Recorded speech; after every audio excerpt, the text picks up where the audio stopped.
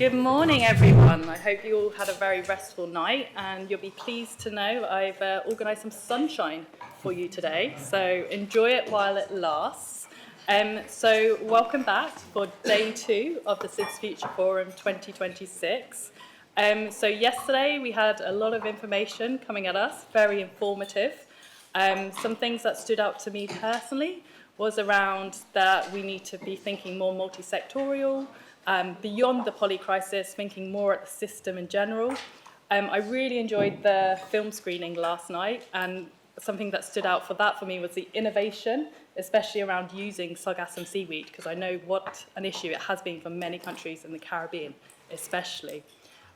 So today I'm going to just to let you know, we do have a photographer on site this morning as well. So if for any reason you did not want to appear in any pictures, then please let either myself, Rich, or Nathaniel know. And then later today we have a group photo. But if you did want to take photos throughout yourself, please do just check permission with the other participants in the room that are going to appear in your pictures as well. So I'm going to first hand over to Emily, who's going to give us a nice reminder of the framing, and then we're going to look at chapters 3 and 4 afterwards. But Emily, did you want to just give us that reminder? Thanks. And really just following up on the discussions yesterday, and a bit of a recap and a sort of reminder of why we are all here. So the idea for the SIDS Future Forum is that it gives us an opportunity to take stock and deepen our understanding of SIDS special circumstances. That's the top line sort of purpose of the event. We're doing that by looking at these enduring challenges, but also new or emerging challenges. So really trying to understand what they are and why they are particularly significant for SIDS. We also want to look at positive trends and examples of progress, and where we'll get to by sort of morning tomorrow is to have identified some actionable next steps to advance the SIDS agenda towards ambitious outcomes by the end of the ABAS. So that's the kind of overall framing and purpose of the event. We're doing that, and we're structuring it around this upcoming State of SIDS report, and some of you have asked about this. The report is not ready yet. We're still discussing it, and we're using the Future Forum as a critical point for engaging you in reflecting on the chapters and improving them. So this is really an iterative process. The report will come out in May 2026, 2 years after the SIDS4 conference, and it will have 5 chapters reflecting the themes of the ABAS. It's based on peer-reviewed literature, so we can't write about things that haven't been studied. But what the report will do is really dig into and try and articulate why, if challenges are enduring, if they haven't been overcome, why that is the case, and where there has been progress, what has enabled that, what can we learn from that. So that's really the why. If the M&E framework for the ABAS is the what, then the State of SIDS report is the why. And yesterday we introduced the first 2 chapters on resilient economies, safe, healthy and prosperous societies. I think good, robust discussion, some things in those chapters that were quite provocative. I won't try and sort of summarize the discussions from yesterday, but I do think it was interesting in chapter 1, this sort of framing, thinking that we need to be bolder in thinking about what resilient economies for SIDS would look like, moving away from more sort of extractive sectors and thinking what kind of structural changes might need to happen, other niches that SIDS can move into. There'll be further discussion about that in the breakout groups. And in chapter 2 on safe, healthy, prosperous societies, really deepening our understanding of the inequalities that underpin vulnerabilities in SIDS, and in particular gender inequalities, and why that's so important. And in the discussions today, can we, for those that are in that breakout group, can we identify any examples of where that's changing, and what we can learn from that? What were the enabling conditions to think about, how that could be replicated or scaled up? That's not a summary of the conversations yesterday, but I thought helpful just to have a little recap. And now we can move into the next two chapters. Thanks. Thank you, Emily. So yes, as Emily said, we're going to have a similar session to last night where we'll hear from the two chapters. There'll be a short time for one or two people to come in after. And then it's when we put you to work, when we move into our first breakout groups, and the discussions can really begin as well, and we'll go off the record at that point. So to just one quick admin point before we do start, just with the microphones here, they will pick up the sound, but if you do have a generally quieter voice, I recommend that you just try and speak a little bit louder so everyone can hear you. And just bear in mind that we're not all native English speakers, so just to try and speak clearly and slowly where possible as well. But without further ado, we'll take a look at Chapter 3, which is an overview of the key findings from A Secure Future. So I'm going to hand over to Colleen to talk us through this chapter before then turning to Ali to give us a perspective from SIDS. So over to you, Colleen. Thank you. Thanks very much, Tina. Good morning, everyone. So happy to be here to present on the third chapter, A Secure Future. And we were asked to look at energy, water, transportation, infrastructure, and market connectivity. So really our resources in terms of energy and water, and our critical infrastructure based on a number of things that drive our economies.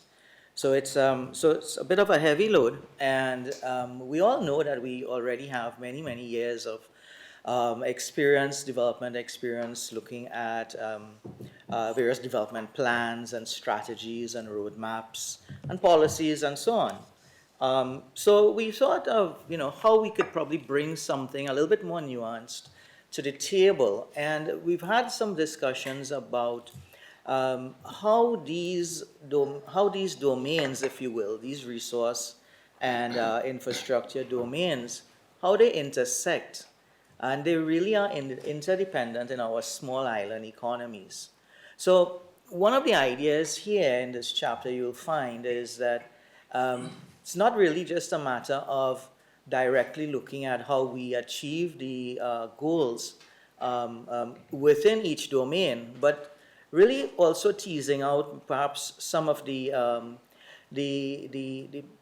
potential benefits and leveraging some of the opportunities within the interstices of these domains, right? If we looked at all of these domains together as sort of a system, right? And look at it through that systems thinking lens, I think we can find and leverage some kinds of opportunities. Now, the framework that we will use, and I'll talk about each of these domains shortly and how that goes together. But the idea then would be to use this framework and figure out how this framework puts us on transformational pathways. I'm going to try to use this. Yes, so the systems approach. And this is really relevant because, as we know, well, before I get to that, I was saying, so trying to leverage some of these co-production opportunities that might be, at the nexus or the nexuses of each of these domains. Co-benefits. How do we extract co-benefits across the energy water nexus, for example, or the transportation energy nexus? How do we couple domains? How do we transfer knowledge and lessons learned from domain to domain to build a more resilient system in islands in terms of resources and infrastructure? So that's the idea of the framework. Now, can this framework help us to move along a transformative pathway. Now, this is sort of a newer idea that many folks in this room have chatted with me about. And a transformative idea, I know that's also sort of a contested kind of concept as well. What is a transformational agenda, right? But here I think we can think about transformation both in terms of sort of like an incremental transformation pathway as well as we might call it an ambitious transformational pathway, right? So this is the idea here, fitting that together, systems thinking to put us on transformational pathways in order to achieve the goals of the ABAS. Why do we want to do that? Why do we want to tackle that? Well, I mean, simply because we know we have these structural, historic structural contexts of size and scale and so on that we contend with. But now, more importantly, we live in a context, an operating environment where we have a lot more stresses, right? Climate extremes, geopolitical stresses, supply, demand kinds of stresses, economic stresses that sometimes are, in the vagaries of the international global community, and sometimes we just don't have a whole lot of sway on some of these things.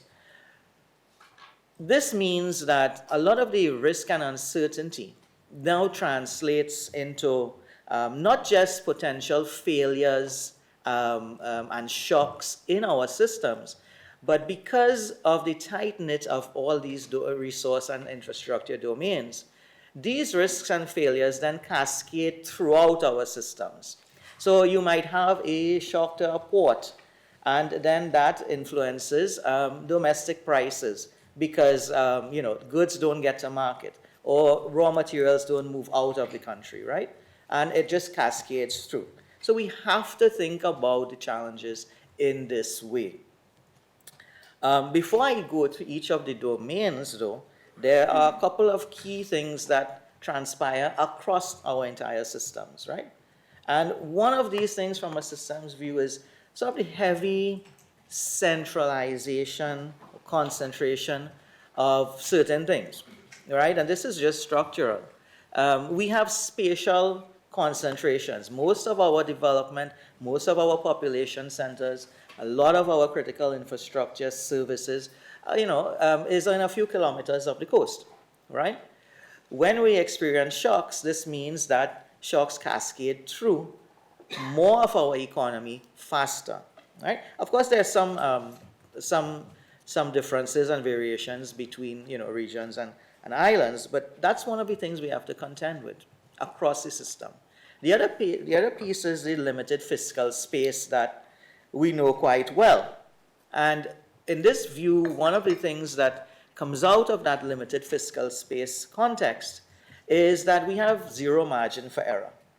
When we invest, and we know when we invest, when we put capital into projects and programs and capacity building and so on, if they're poorly designed, if they don't work, if the markets change, if things don't turn out as we wish, then there's little margin to go back and redo, right?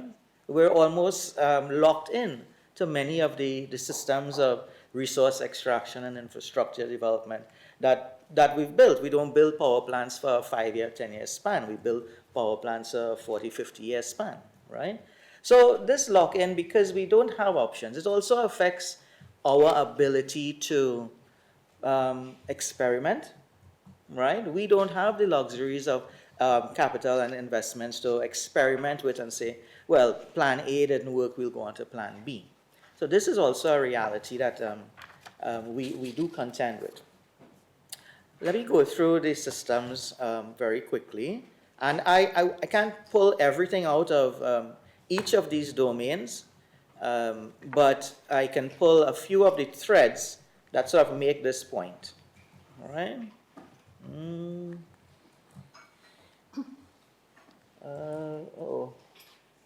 Not sure why. Sorry, Eddie. You have to read the text. Oh boy. Okay. Let me just move forward. We can't see the text too well for some reason. I'm not sure. But let me go ahead then. We can read it. You It's can shaded. yeah. Sorry about that, folks. Maybe we'll correct that in a bit. But let me move forward. Energy security, and I like to start with energy amongst all the domains because really for us, energy is sort of the backbone of a lot of the other domains. Nothing really goes on unless we have a reliable supply, affordable supply. It's accessible, it's getting where it needs to in the right quantities and qualities and so on. So it's nice to start with energy security. And for our islands, we know it is a real question of sort of dependence, cost, and maintaining and even growing and improving reliability. So this speaks to sort of the system view of not having the diversity of resources and the redundancy and capacity that we need to build real resilience, right? A resilient system.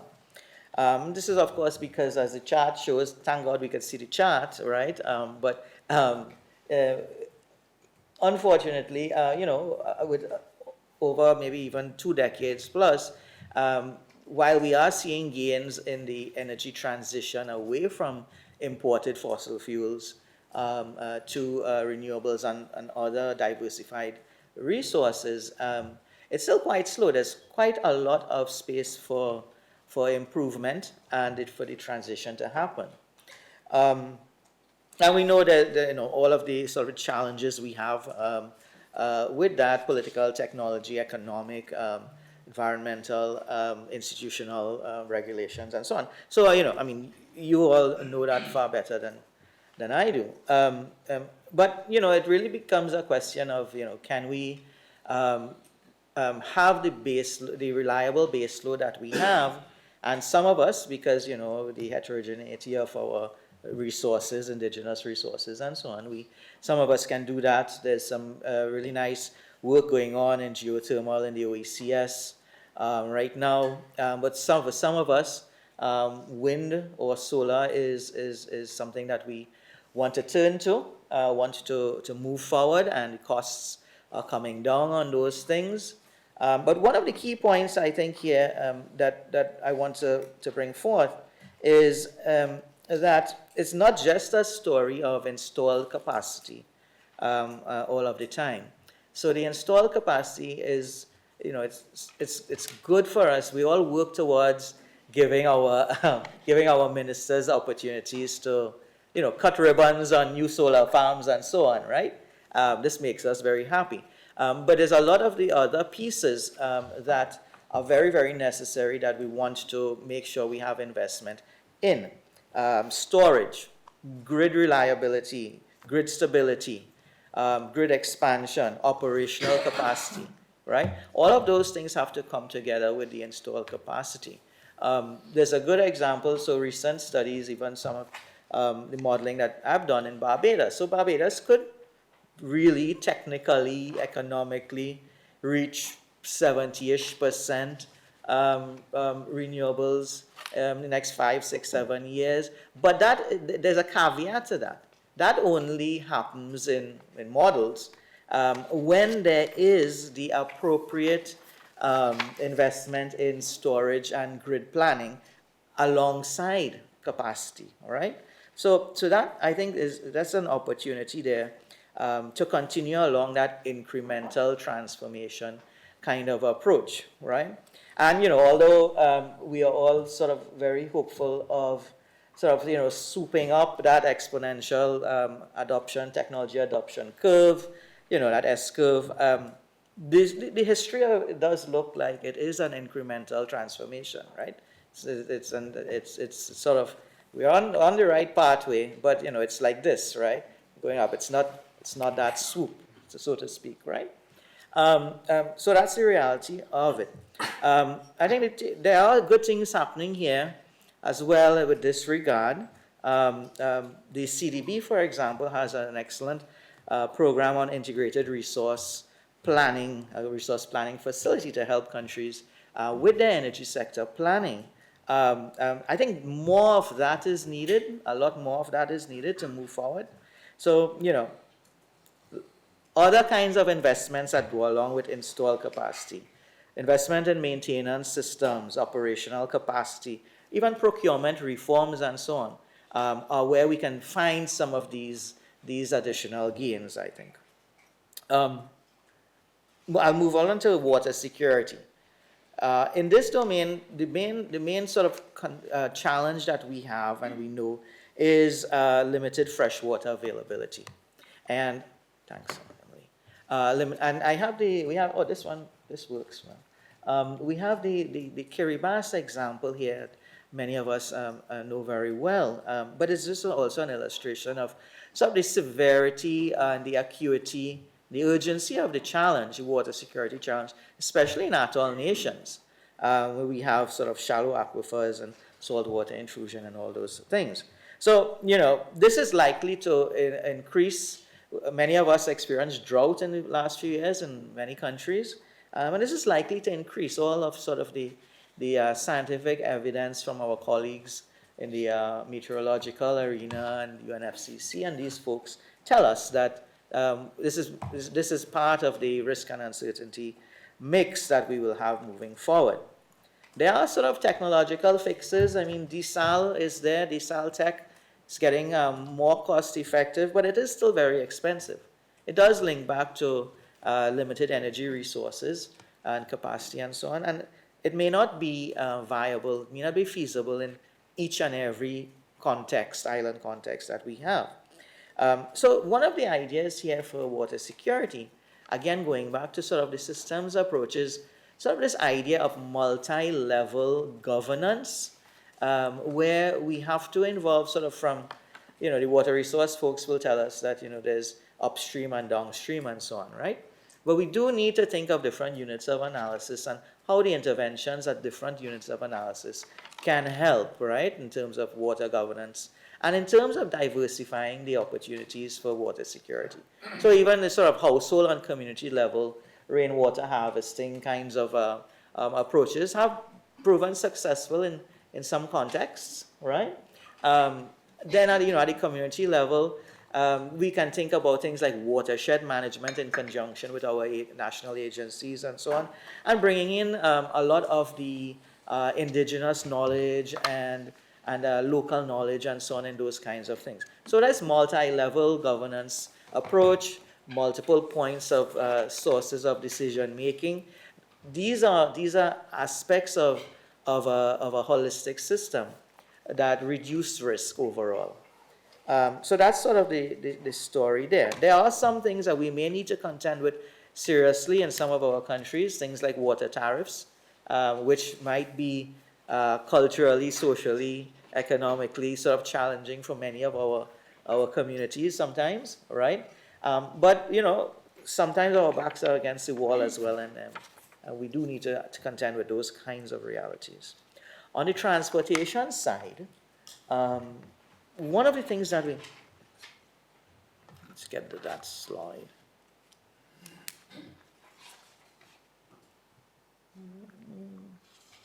Almost. There, thank you. On the transportation side, physical connectivity. So this was a really kind of interesting piece of research where we started looking at the UNCTAD database and the data sets and their review of maritime transportation. And interestingly enough, and perhaps some of you here know this already, but the ongoing challenge of thin connectivity, thin physical connectivity, intra-island, intra-regionally, and between islands and the rest of the world, has not been going in the right direction based on some indicators. In fact, some of the UNCTAD maritime transportation data suggests that over the last decade, we've become less connected to the rest of the world by 8 to 10% compared to other developing countries, non-SIDS developing countries. So it seems we've not been going in the right direction here, according to some of the indicators. We're now a little bit less connected, actually, to the rest of the world. Of course, pulling out some of the the hubs, right? So this does not include Singapore, for example, which skews everything in a different way, obviously, right? But this is a little bit surprising.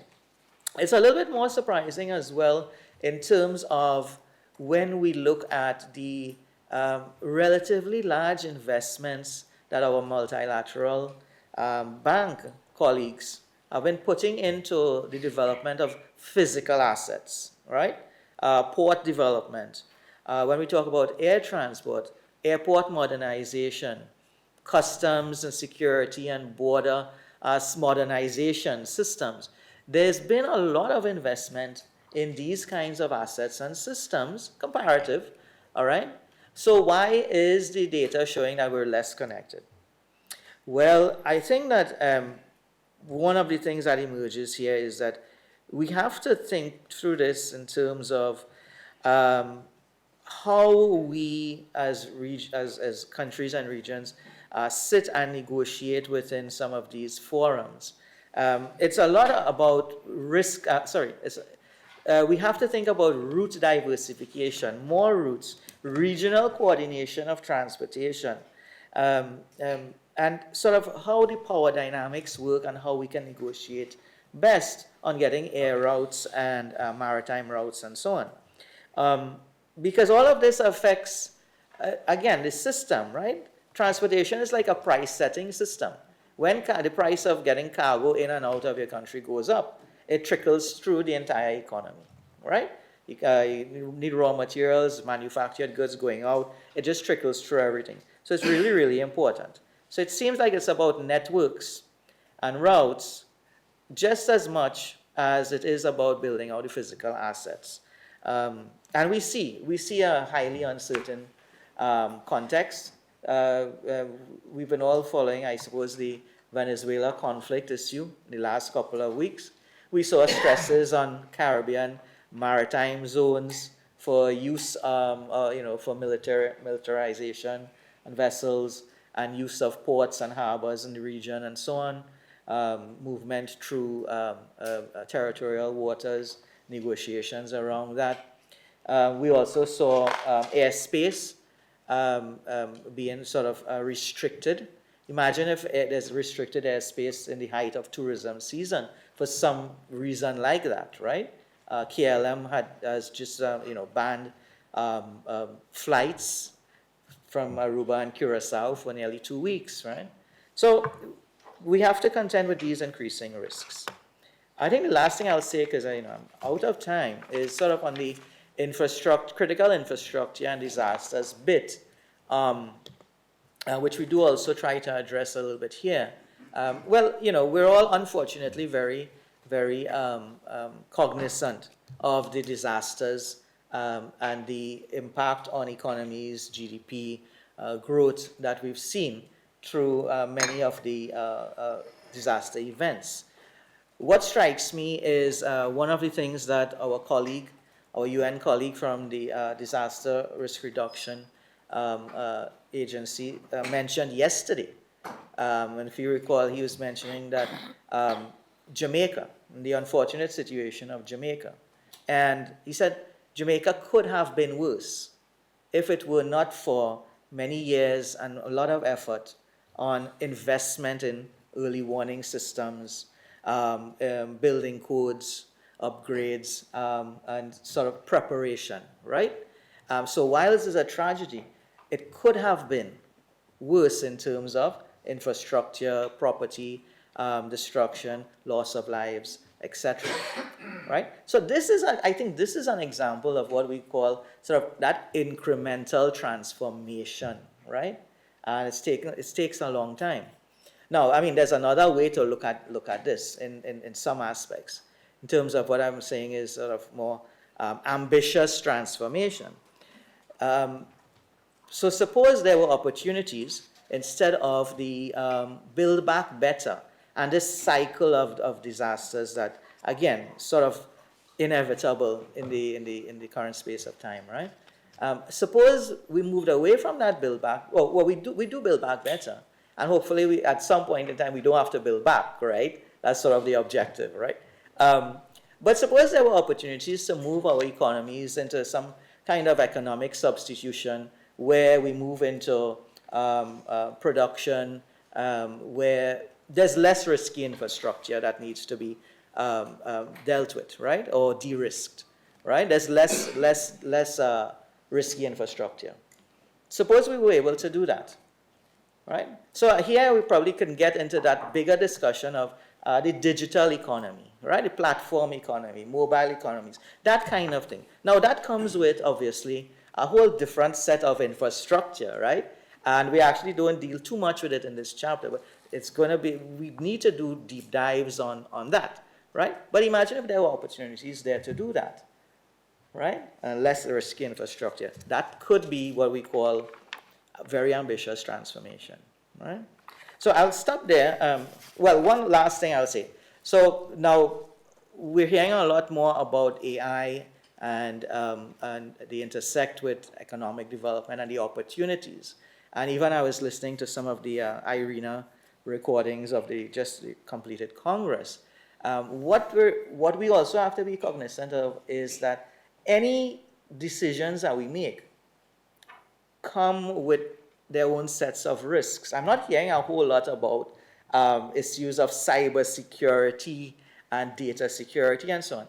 There's that sort of contention from certain spots, but still, right? I think, we don't necessarily want to make kinds of investments in substitutions for sustainable economic growth, and we exchange one set of risks for another, right? We want to try to avoid situations like that too. So I'll stop there. Thank you very much. Thank you, Kaleem. There was a lot in there, very thought-provoking, so that's wonderful. Thank you for talking us through all those challenges, but also giving us some opportunities, thinking not only about the big steps that we need to take to achieve our ambition, but also those critical small steps as well.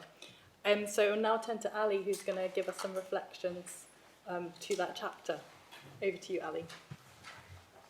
Thank you. Thank you, Tina, and thank you, Kaleem, for a very comprehensive overview of the chapter that we have written.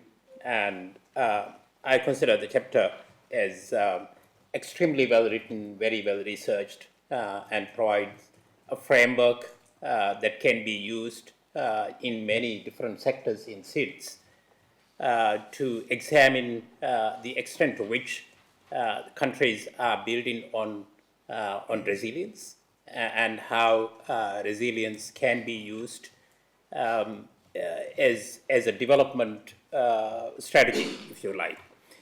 And especially the three areas, energy, water, and transportation. These are some of the defining areas that define some of the key challenges that SIDS face. I come from the Maldives. The Maldives comprises of 1,200 islands. Among the SIDS group, the Maldives has the largest number of islands. It's not a pride to say that we have largest number of islands. It also goes to point the extent to which logistical challenges can be a big obstacle for development planning, development implementation. That is a challenge that all the SIDS share. Some SIDS have smaller number of islands. The lesser the number of islands you have, the lesser the logistical challenge that you have to overcome in development planning, especially in the three topics that was covered this morning, energy, water, and transportation, marine transportation in particular. So I commend for that very, very well researched chapter. Now, I would have liked to see the Maldives being studied a little more than what you have in the current draft. Why? Because, as I said, the Maldives poses a particular challenge that can be distinguished by its scope, because we have 1,200 islands, and the islands are so tiny that when, for example, certain basic things that you take for granted in development planning, especially that certain areas are concentrated in coastal areas. In the Maldives, everything is coastal areas because there is absolutely no depth in the islands. I grew up in an island that was so narrow that my house is actually in the middle of the island. And I took my wife to the island some years later, and I told her that you can actually see the person on either side of the island and be able to recognize that person. Well, she didn't believe me until I actually took her to the island. So that's the reality in which islands, about 90% of the islands in the Maldives actually live. So there are no inland areas. Everything is in coastal areas. And providing electricity to this island is extremely difficult. Every island has its own electricity generation plant, including the resorts. There are no national grid. If there is national grid, that would be what is in the capital city, capital island. And so is the transportation as well as water. When I read your chapter, I found out that many islands in the Pacific especially still rely on rainwater. Well, that's hard work for the communities to actually harvest rainwater. In the Maldives, we rely, it's been nearly 20 years since we have been relying exclusively on desalinated water. When countries use desalinated water, again, it has a direct relevance to energy production. So desalination can be produced only through diesel engine powered generators. And because of desalinated water, and because many transportation is also linked to energy, in the Maldives, the energy import, we actually import everything from diesel to household goods to groceries. But energy alone contributes to nearly 14% of our GDP. Government revenue as percentage, energy imports contribute to nearly 20% of government revenue goes to energy imports to pay for the import bill. But we do have a target. In 2023, we established a target of reaching 33% of our energy consumption through renewable energy by 2028. The target is 2028, 33%, and this requires investment of $1.1 billion to be precise, $1.1 billion US dollars investment. At the moment, we are nowhere near that target. By end of 2024, about 7% of our energy comes from renewable sources. One reason why we are slow in moving forward is that having renewable infrastructure in the atolls, in the islands, is becoming a challenge. Because the reefs are so fragile, we are unable to actually construct physical infrastructure on the reefs for wind turbines, especially. And solar, well, we don't have enough land to install solar panels. So currently, we are implementing a project with the World Bank, with the support of the World Bank, to actually have solar panels on the ocean itself. It's called floating solar. And if the project, this is an experiment project, if the project is successful, then we would be able to hopefully implement larger projects on solar panels. And the third point I wish to highlight is state capacity. as I mentioned yesterday, state capacity has come into Abbas. Abbas is special in the sense that it is the first and the only General Assembly document or program of action that actually specifically and explicitly mentions state capacity as one of the instruments that SIDS can use as a development tool, development policy tool. And state capacity is very clearly posing a challenge on these three specific areas you highlighted in your chapter. It is the service delivery that goes to the community at community level. So therefore, strengthening the governance mechanism and the ability of service providers to reach to the communities and the extent to which those interventions can make an impact is quite visibly felt in the communities. So if we can include state capacity or the absence of state capacity or the gap between the ideal type as well as the reality on the ground, then perhaps it can inform policymakers to shape policies that can strengthen the ability of SIDS at national level as well as at regional and island levels to actually improve the services that are provided at community level. So those 3 points I thought I will highlight as part of my discussion. Thank you. Thank you, Tina. Thank you very much, Ali, and thank you for painting such a clear picture of the reality and practicalities as well of where you come from. And I'm very interested to read more about the floating solar once that project gets going as well. So thank you. We've not got much time, Colleen, but I will come to you back at the end, okay? But I can perhaps take one from the floor.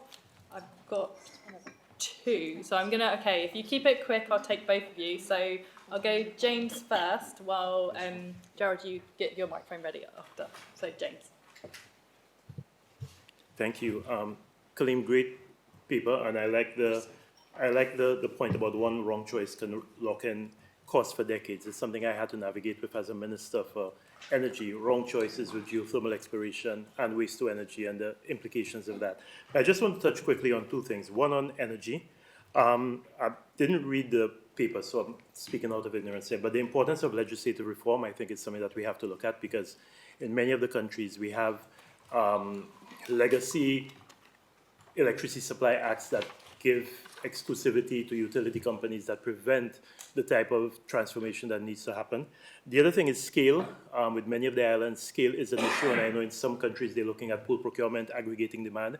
I think that's an opportunity that presents itself that probably needs to be spoken of. And the third one is what Ali just spoke about, and land.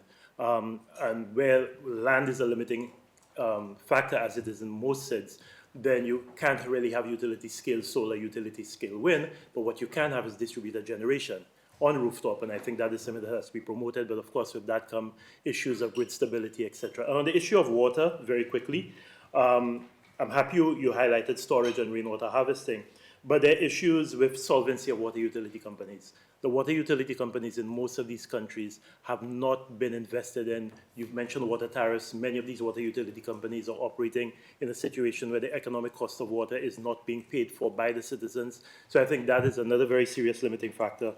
Land use planning, the poor land use planning is impacting the integrity of the water resource, and then of course climate change. Climate change through sea level rise, climate change through reduced precipitation is a very, very serious issue there for water. So I think those issues, I don't know how much they were covered, but just wanted to flag those as issues that need to be looked at. So we're going to move the conversation on now to chapter 4, which will be an overview and key findings on environmental protection and planetary sustainability. So over to you, Filiami. Thank you. Could I just have the click of? Oh, yeah, sorry. Yes, so it's this one. Thank you. Bulavinak Kiora, and warm Pacific greetings to you all. I think about the sunshine from Christchurch, so it's also good to be amongst friends again.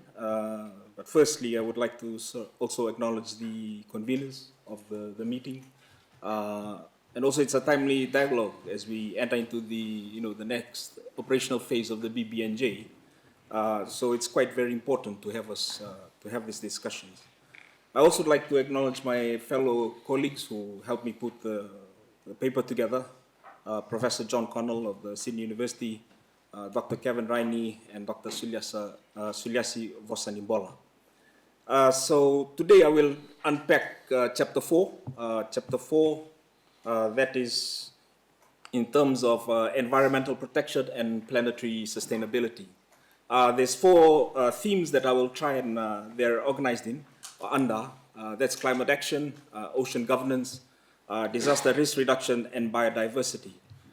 So for really SIDS, we stand really at the front line of the triple planetary crisis. We're looking at climate change, biodiversity loss, and pollution. And even now, we're looking at the poly crisis. These are very much threatening to erode our livelihoods, our cultural heritage, and also even territory integrity. But yet, we are not defined by fragility alone. And also, we really are large ocean states. So we have this dual in terms of the complexity that we need to navigate. And one of the things is that the dual identity of vulnerability.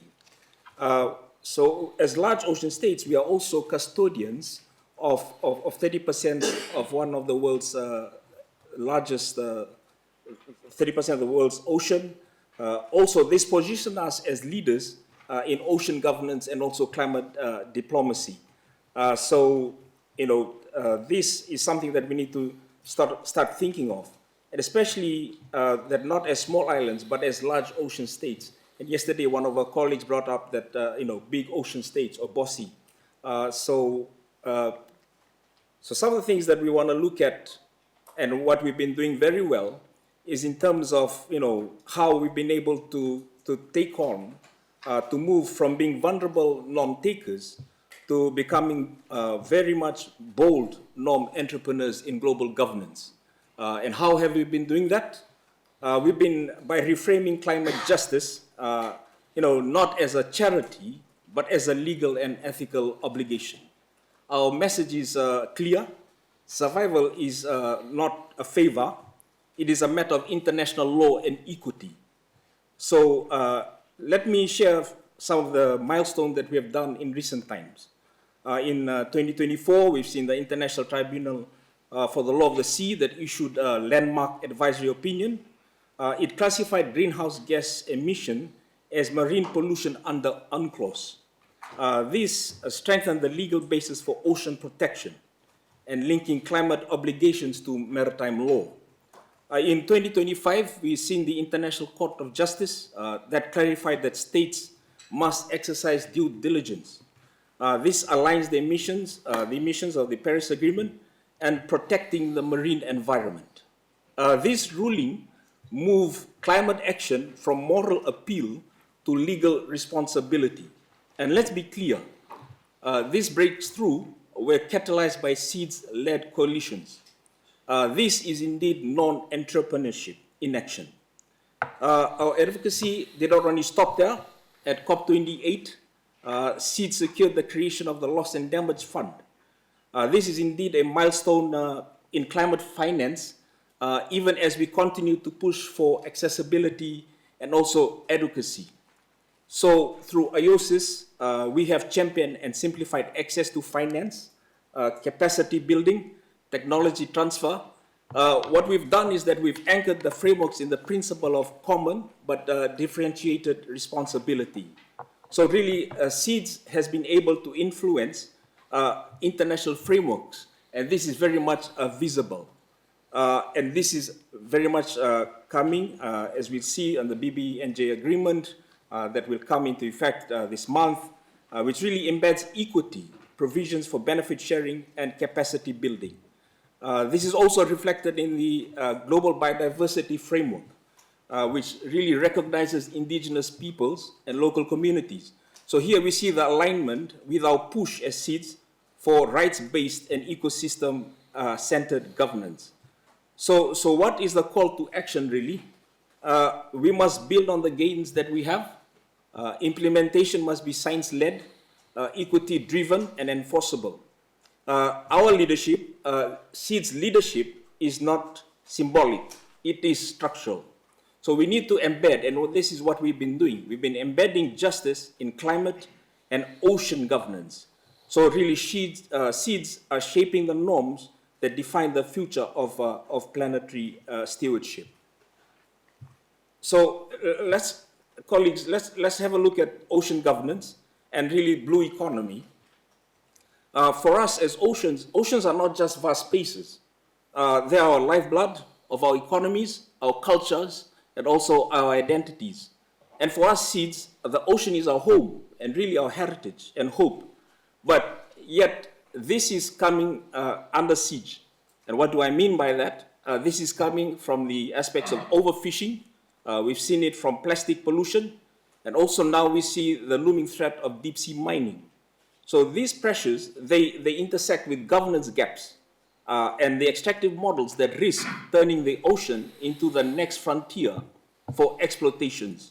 So, and SIDS have responded with vision and also resolve in this aspect. We have championed precautionary norms in ocean governance, and this is coming very clear as how it evolved in terms of how the push is going for deep sea mining, where Pacific or a couple of Pacific states, together with our friends in Antigua, who are calling for a moratorium. These declared moratoria or precautionary pauses are grounded in ecological uncertainty and cultural values. For us as SIDS, this is not obstruction, it is stewardship. And it is intergenerational justice really in action for us.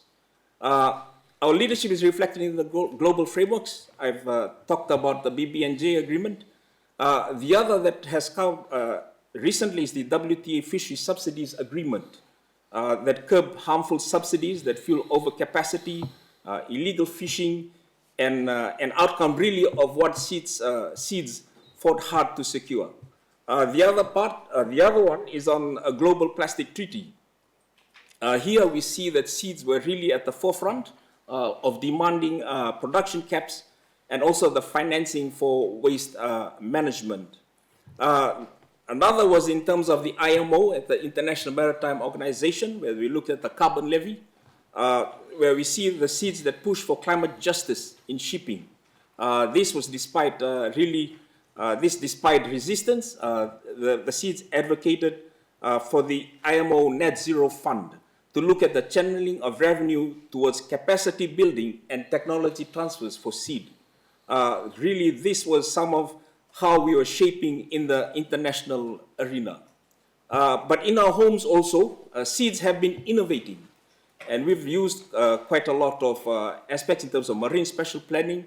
Our friends in the Seychelles has been very successful. Also in Palau, that balances conservation with sustainable use.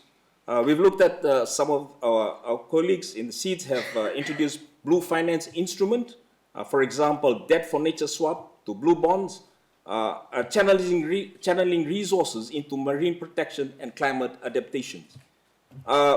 In the Pacific, there have been community-led initiatives that looked at locally managed marine areas in the Pacific that embed customary tenure and indigenous knowledge into governance. But friends, let us be clear, the blue economy must not become a new name for ocean grabbing. It must be a pathway to resilience, equity, and cultural continuity. Decisions on how we govern these spaces will determine whether the ocean remains as a sanctuary of life or a site of irreversible loss. So as large ocean states, our call is simple, yet profound. Place justice at the heart of ocean governance, ensure that benefit sharing is fair, capacity building is real, marine protected areas are more than lines on a map. They must be living systems to sustain or sustained by communities. So friends, that will help us to show that the ocean economy can be blue without being broken. So let's look at disaster risk reduction and biodiversity. For SIDS, disasters are not isolated events for us. We've heard earlier about Jamaica. These are systematic shocks that strike with really disappropriate force. For some of us, a single cyclone can erase years of development. Case of Hurricane Maria in the devastated Dominica, which shows a big impact on the GDP. Also, yesterday we heard about Vanuatu in terms of the earthquake, that losses of 17% of GDP. What does this underscore? It underscores the fragility of our economies. So our economies and also the urgency for resilience. So if we think on the global context in terms of disaster mortality, globally this has declined. For SIDS, mortality rates remain more than double the global average. So what does that mean? That means that the proportion of population affected per event is 3 times higher than in non-SIDS context. So for us, friends, resilience is not only about infrastructure. It is about ecosystems, because biodiversity is our first line of defense. A healthy mangroves buffer storm surges, coral reefs dissipate energy, coastal wetlands reduce flood risk. So when this ecosystem collapses, disaster risk multiplies. So, yet across SIDS, biodiversity is now under siege. So we are looking at not only a triple crisis, but a poly crisis of sort. But, for SIDS, the response must be integrated. Disaster risk reduction and biodiversity conservation are not 2 separate agendas. These are 2 sides of the same coin. So across SIDS, SIDS are pioneering nature-based solutions. So whether it's mangrove restoration in Fiji and the Caribbean, or whether it's locally managed marine customary tenureship in Palau, or the marine protected areas. So one of the things also of challenge, or what is the output in terms of the integration that we are addressing, are the core benefits that these deliver. So whether it's climate adaptation, disaster prevention, food security, cultural continuity, but they require sustained financing and the recognition of indigenous people and local knowledge as central to governance. So just want to tease this out a bit. The 30 by 30, under the global biodiversity targets, these hinge on unpaid labor and indigenous governance system. Yet these contributions remain statistically invincible. So how can the emerging International Labour Organization standards and the 21st International Labour Conference of Labour Statisticians framework redefine conservation as work and reshape justice in ocean governance for SIDS? So this is quite very important, that the call to mainstream biodiversity into disaster risk reduction strategies and scale also nature-based solutions to ensure that the global frameworks deliver the finance and technology that need to protect ecosystem services. So friends, just to, I have a few minutes left and I want to leave this with you.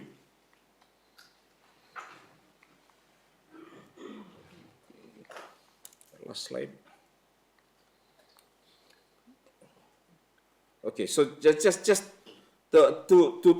towards implementation, this couple of few days we've seen major powers that have withdrawn from the UN environmental bodies. For us as SIDS, these are not abstract geopolitics. They directly weaken the multilateral scaffolding that SIDS rely on, very importantly, to implement ABAS and safeguard our future. So I want to leave us with 5 imperatives to think about. First, we need to embed indigenous peoples and local community knowledge into every layer of governance, because stewardship is not a cultural artifact. It is a proven science of sustainability. The other, we need to standardize performance metrics of nature-based solutions. So mangrove restorations, coral rehabilitations, and watershed protections are measured, monitored, and scaled. So this is one of the gaps that there's very little data. So there's a need for longitudinal study that needs to be carried out to make sure that these performance metrics are standardized. A second is to make sure we mandate equity safeguards in all our global frameworks. And this is very much becoming very clear when we look at the BBNJ, to look at the benefit sharing, the agreement to climate finance, etc., etc. We need to also accelerate pollution control through binding targets on plastics and waste management, because pollution is not a side issue. It is a systemic threat to health, ecosystems, and economies. And parallel, we need to reject climate wash that frames deep sea mining as inevitable for green tech. So we need to look at circular economy that was brought up yesterday and also today in terms of demand side efficiency. We need to strengthen data systems and digital tools for risk and ecosystem monitoring. So we need to look at interoperable data, combining big data and local knowledge, so that we can plan better and we also can hold ourselves accountable for this. Fourth, we need to expand finance and mainstream disaster risk reduction into planning. We need to scale the stewardship of economy. We need to monetize ocean health, not just for extraction, through blue bonds, through debt for swaps, and for payment of ecosystem services. Finally, this was touched also earlier, we need to foster regional cooperation and we need to build capacity. No island stands alone, so we need to really rethink platforms such as the Pacific Island Forum, CARICOM, and IOSIS. We must deepen collaboration, not only within intra, but also intra, and make sure that there's transfers of technology and also of knowledge. So with that, I want to yield my time back to the chair so that we can have further discussions. Thank you. Thank you very much. And it was really nice to hear you kind of highlight all the SIDS advocacy at the beginning and all the progress that's been made through that so far. And I liked how you described the ocean as a sanctuary of life, and also the importance of ecosystems and biodiversity and the role that nature-based solutions play. And thank you for leaving us with some clear points of actions at the end there too. So I'm now going to turn to Tapagao to give us some reflections too. So over to you. Thank you. Thank you, China. Let me at the outset thank China and Emily for convening this meeting. I also want to comment the authors of the State of the SIDS Report 2026, and particularly the author of Chapter 4 that I'm going to make some comments on. I came prepared for this session with some very critical points, and little that I know that the guy sitting next to me is the lead author of the chapter, who has unpacked the chapter. And there are two things when someone that is leading the chapter that you want to comment on. On one hand, you are very thankful that he did the job of unpacking the thing properly, so that leads you to provide only a few comments. But on the bad side of it is that you find it very difficult to identify areas that you can speak on. But nonetheless, the chapter itself provides an excellent compilation of the climate change, oceans, biodiversity, this disaster risk reduction in a way that really reflects the lived realities of the SIDS. I particularly welcome the framing of the SIDS, not only as highly vulnerable to the triple planetary crisis, but also as leaders shaping global debates and innovative responses. My comments today will focus on where the chapter could be strengthened, drawing especially on perspective from Tuvalu and the Pacific SIDS. Some brief comments on the additional good practices by the SIDS, and some reflections on how SIDS can be better supported. Firstly, the special circumstances of SIDS. It is something that is well articulated in the introductory section of the chapter. However, this is being increasingly contested by the emergence of other groupings trying to advance their claim for special treatment, with risk diluting the volume and targeting of concessional finance and development assistance available to SIDS as well as LDCs. I think the chapter could benefit from making reference to the recent AOC's declaration on the special circumstances of SIDS, which provides a comprehensive articulation of SIDS specific vulnerabilities and advances its recognition as a principle of international law, with implications for ring-fencing international support and financing allocations for SIDS. Secondly, SIDS constitutes a highly heterogeneous group.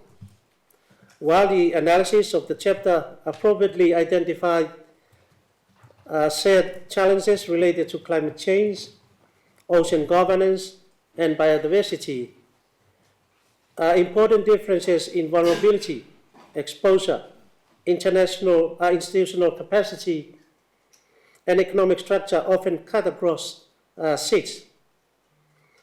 Explicit recognition of this heterogeneity is essential in the design of differentiated and tailored policy responses, as well as in mobilizing international support to ensure effectiveness and the sustained implementation. In this context, regional clustering, though analytically useful in certain contexts, risks oversimplification when it obscures cross-cutting structural differences. One example of this heterogeneity is in relation to governance and human absorptive capacity. As in Table 2 of the chapter, the lack of uptake of innovative financing like debt swaps and blue-green bonds, apart from a handful of SIDS, is not lack of demand, but lack of debt management capacity. Thirdly, from an state perspective, several existential cross-cutting risks require clearer recognition. For example, A, freshwater insecurity driven by groundwater lens collapse and reliance on energy-intensive desalination is fundamental, linking climate health, energy, and equality. B, land degradation and extreme land scarcity eliminates options for inland retreat and severely constrain adaptation for housing, infrastructure, waste, relocation, and food security. And perhaps C, these pressures are compounded by waste and pollution governance challenges, rising energy trade-off linked to adaptation technologies, and population decline and human capacity erosion, which together undermine long-term resilience and implementation capacity in natural nations. Fourthly, the shift in policy emphasis from sustainable development under the Samoa pathway to climate change under the ABAS does not represent an either-or choice. Rather, it reflects SIDS' recognition of climate change as a macro-critical risk that directly constrains economic growth, undermines physical and external stability, and affects all dimensions of sustainable development. Most SIDS in the Pacific are either assessed as high debt distress or at high risk of debt distress, due to climate-related exposure, something that Salim made reference this morning that there's all SIDS exposed to about negative 2.1% of their GDP annually because of that. My fifth point is on good practices. The chapter already covered well examples of SIDS-led innovative approaches, but I would like to briefly add to that list. One is the New Way Ocean Conservation Commitment, which is an innovative financing model that lets a wide range of supporters sponsor long-term protections of New Way's ocean, funding sustainable management of its entire marine area while linking conservation, climate resilience, and the blue economy. As well as the Falapeli Union Treaty between Tuvalu and Australia, something that has been often over-categorized, or miscategorized rather, as a climate change-induced migration scheme, which is not true.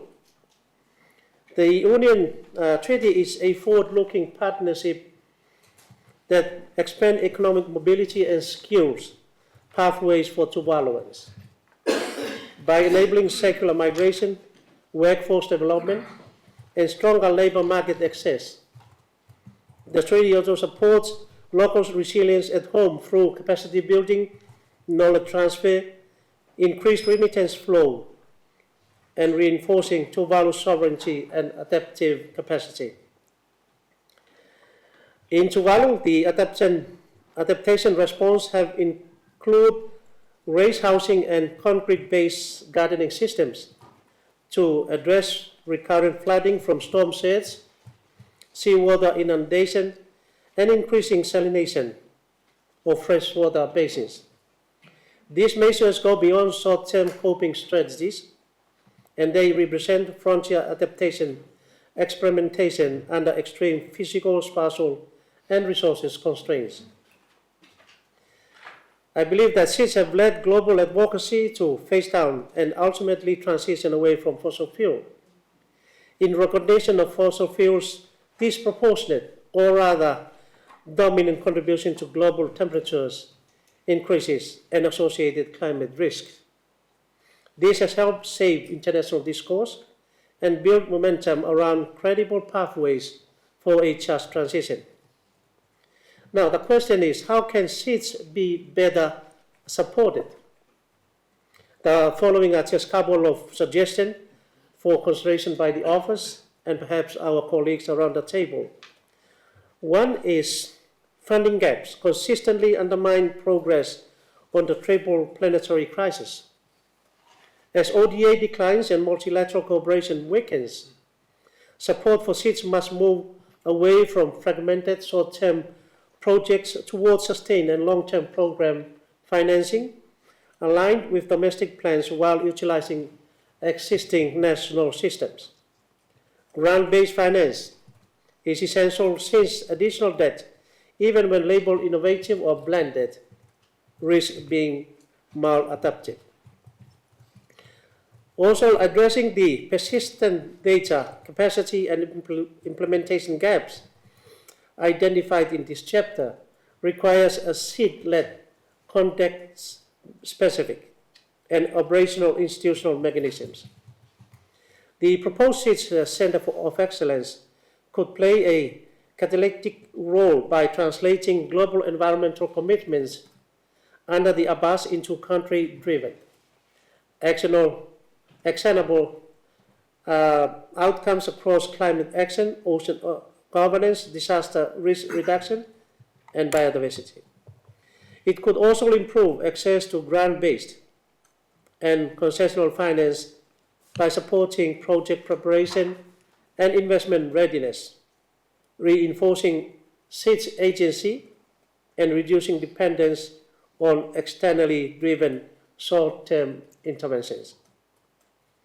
Tina, just to close my comments on this, the chapter provides a strong and timely foundation, strengthening its treatment of SIDS heterogeneity, ethno-specific risk, and system-level financing would further enhance its policy relevance and ensure it better reflects the realities and leadership of SIDS on the front lines of the triple planetary crisis. Thank you. Thank you very much. There was a lot of rich feedback there to digest, so I'm sure Filiame has got a lot of notes to take on board for the chapter. In the interest of time, because I want to spend as much time in groups getting you discussing together as possible, I'll take one intervention if we have anybody. Yes, go ahead, Nicole. Did you want to use the microphone? There's one just next to you. You just have to switch next to Gerard. You can take it out this. Yeah. Just switch the thing out. Hello? I hope the mic is on. Yeah. So thank you very much and congratulations to the authors. I enjoyed the chapter and particularly the focus on equity and justice. And I wanted to suggest thinking about whether there could be a strengthening of the focus on the procedural justice part of that. In other words, at the global level, you know, are SIDS having the voice in decision making, for example, design of blue bonds, et cetera, and at the SIDS level, within SIDS, are the rights holders having a voice in decision making. So the LMMA example is great, but there are other examples of locally led climate adaptation, et cetera. So congrats to the authors, but maybe a focus on that procedural justice element. Thank you. Thank you. Okay, I'm going to give our authors 1.5 minutes each if they've got any last points or feedback they want to make. Filiame, did you want to go first? Or? Thank you for those comments. I think it's a wonderful opportunity as we are starting off looking at Abbas and also thinking long-term, post-SDG. I think this, your point in procedural justice is, it ties in with that thinking, and I think the chapter sets an excellent platform, and thank you for those wonderful suggestions. And I think it gives us also the opportunity to shape what can be complementary coming post-SDGs. So thank you for that. Thank you. Colleen, anything to add? Thanks so much. So I'll leave much to the group work, but I just wanted to acknowledge Gerard's point on the cascading effect, and it also occurs to me that the acute example that he used also builds into longer-term shocks, not just the acute shocks. So, for example, in the Nexus approach, it also impacts things like food security, which is another significant challenge for islands, right? Also, just wanted to acknowledge James's points, all well taken. So, yeah, utility scale, distributed, all of them have their places and opportunities based on our different contexts. And so just lastly, my ambassador, the state capacity piece, we've been having discussions around how do we scale up things and how do we share resources to get more done, and talking about regional platforms and so on as potential sort of solutions, and some of them are there. But sort of on the other side of the scale, I do take that understanding of building state-level capacity, especially as we deal with things like brain drain and so on. And then also thinking about AI technology and sort of how we could do that. But, you can't chat GPT the last mile, right, in islands, right? It's just not possible yet, right? So, but that's really important. The most valuable thing I took away from Ambassador is he needs to have more Maldives in this chapter, and I believe I need to go to the Maldives with Elise to get that. Thank you. Thank you. If you can join me in just thanking our speakers for this session. So.